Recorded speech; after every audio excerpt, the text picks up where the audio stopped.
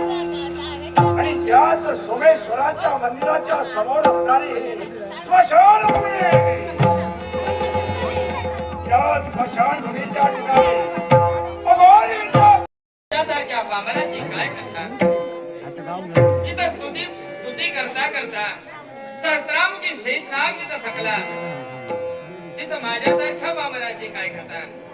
हे भगवान, आज तुझ्या कृपेमुळं तुझ्या आशीर्वादामुळं आज माझे समस्त प्रजाजन हे सुखात समाधानात आणि आनंदात नांदताय आणि काय नांदणार नाही.